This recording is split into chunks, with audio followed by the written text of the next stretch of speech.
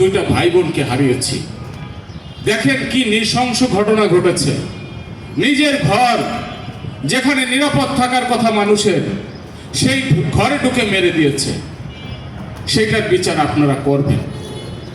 এই সরকারের কাছে, সরকারের প্রধান যিনি আছেন, সরকারের সংশ্লিষ্ট যে মন্ত্রী আছেন, তাদের সবার কাছে আমাদের বিনীত অনুরোধ যে আপনারা এই হত্যার বিচার করবেন। আমরা সেই আশায় বুক বেঁধে থাকব। আর যদি আপনারাও বিচার করতে না পারেন, তাহলে আমরা আবারও বলবো যে এই গণতান্ত্রিক সরকারও সাগর রুনি হত্যার বিচার করতে ব্যর্থ হয়েছে। আমরা কিন্তু তখন সিল মেরে দেবো আপনাদেরকেও। প্রিয় ভাইরা, আর আপনারা একটা কথা মনে রাখবেন, আমরা যারা সাংবাদিক আছি, কিয়ামত পর্যন্ত যদি এই হত্যার বিচার না হয়, কিয়ামত পর্যন্ত আমরা মাঠে থাকব।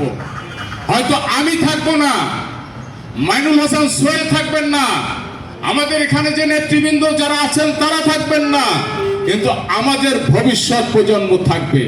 কিয়ামত পর্যন্ত এই হত্যার বিচার চেয়ে যাব।